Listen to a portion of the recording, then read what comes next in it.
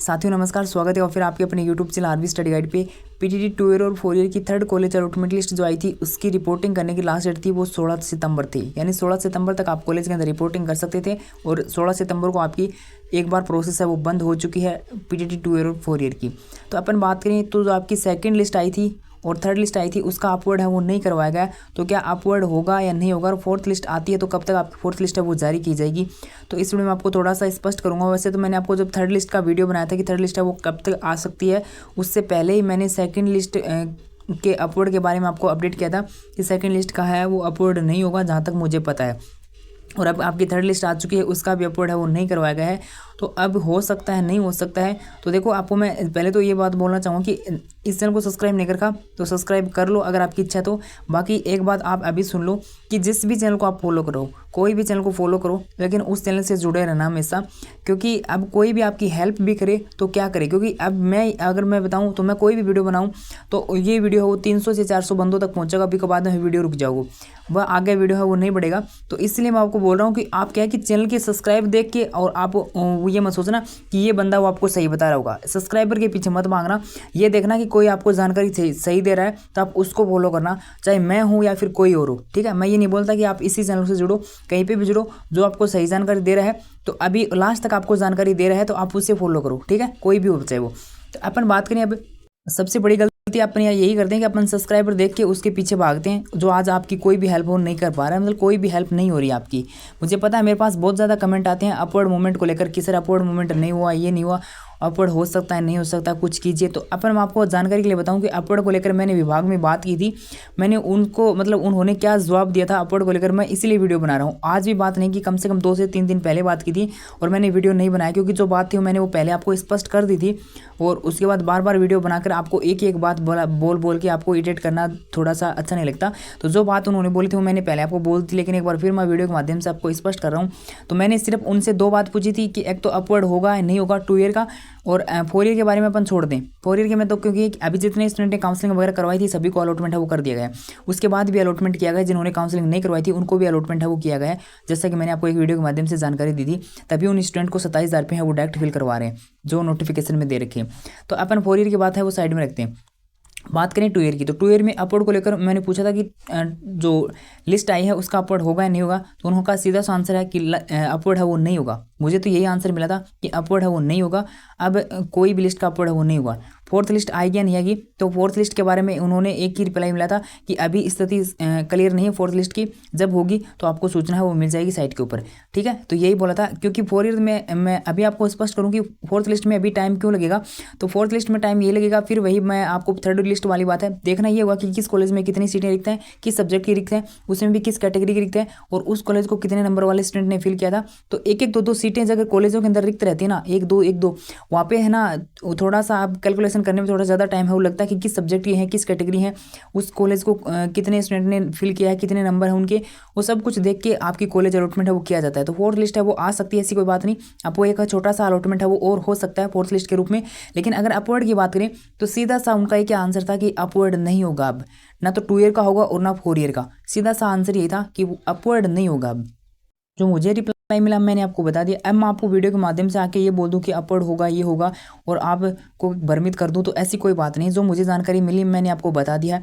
अब अपवर्ड को लेकर विभाग आगे कोई एक्शन लेता है ना, तो उसके बारे में कुछ नहीं कह सकता, लेकिन मुझे रिप्लाई मिला था कि अपवर्ड है वो नहीं होगा, ना तो 2 ईयर का अपवर्ड होगा और ना 4 ईयर का अपवर्ड होगा। अपवर्ड नहीं होगा। अब लिस्ट के बारे में स्थिति क्लियर नहीं है, उन्होंने लिस्ट के बारे में ये नहीं कहा कि लिस्ट और नहीं आएगी, लिस्ट आ सकती है, लेकिन ये नहीं कहा, ये स्पष्ट रूप से मना कर दिया था कि अपवर्ड है वो नहीं होगा। अब जो भी कॉलेज में आपको अभी कॉलेज अलॉटमेंट हुआ है वहीं से आप बीएड कर लीजिए, कोई बड़ी बात नहीं। 2 साल वो आराम से 2 साल वो निकल जाएगा।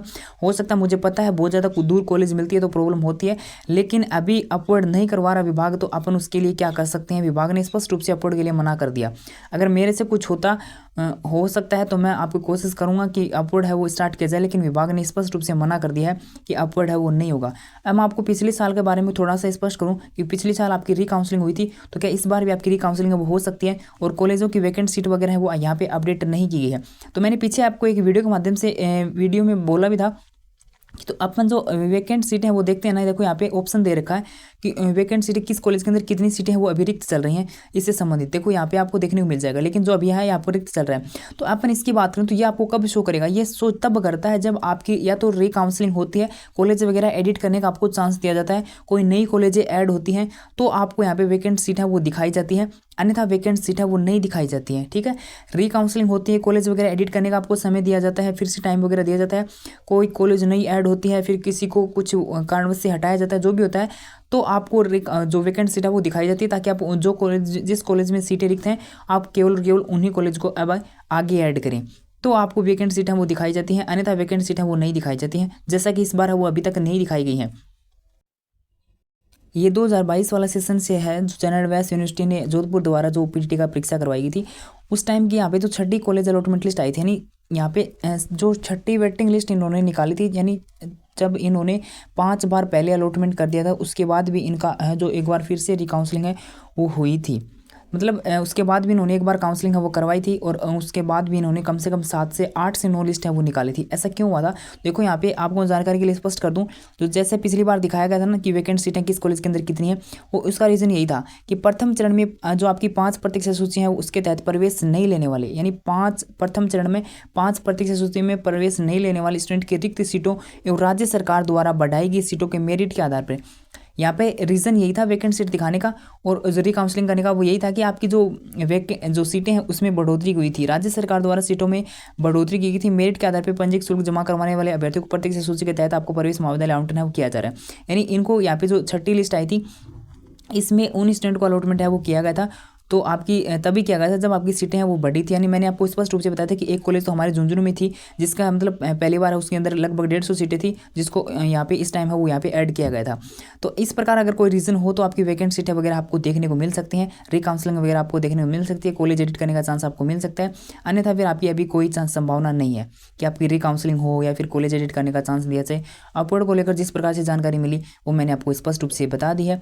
अब आगे विभाग अपवर्ड को लेकर क्या एक्शन लेता है, फिर से अपवर्ड शुरू करता है नहीं करता है वो डिपेंड करता है विभाग के ऊपर देखो, लेकिन जो जानकारी मुझे मिली मैंने आपको स्पष्ट रूप से बता दी। एक बार फिर बोलना चाहूँगा, एक चैनल को फॉलो करना, सब्सक्राइबर देखिए किसी के पीछे मत भागना, देखना ये कि बंदा आपकी कितनी कहाँ तक आपको न्यूज़ है वो दे रहा है और कितनी आप तक की सपोर्ट है वो कर रहा है। ठीक है, कोई भी हो चाहे मैं हो या फिर कोई और हो तो आप उसी को फॉलो करना। ठीक है, फोर्थ लिस्ट के बारे में एक बार फिर से स्पष्ट कर दूं, फोर्थ लिस्ट है वो आपकी आ सकती है, ऐसी कोई बड़ी बात नहीं। फोर्थ लिस्ट को लेकर उन्होंने मना नहीं किया, लेकिन अपवर्ड को लेकर मुझे स्पष्ट रूप से मना कर दिया था कि 2 ईयर 4 ईयर का अपवर्ड अब नहीं होगा।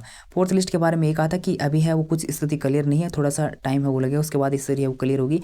अगर स्थिति क्लियर होती है तो जिस प्रकार से आपकी थर्ड लिस्ट है वो निकाली गई है उसी प्रकार आपकी फोर्थ लिस्ट है वो डायरेक्ट आपको देखने को मिल जाएगी, जिसका जो सेकंड लिस्ट का अपवर्ड नहीं करवाया गया था इस प्रकार आपका थर्ड का भी अभी तक अपवर्ड है वो नहीं करवाया गया है, तो आपकी सीधी आपको फोर्थ लिस्ट है वो देखने को मिलेगी। ठीक है, चाहता तो मैं भी हूँ कि अपवर्ड है वो हो जाए, लेकिन ऐसा तो है नहीं कि मैं एक साइन कर दूँ और मेरा क्लिक वो उससे आपका अपवर्ड वो स्टार्ट हो जाए।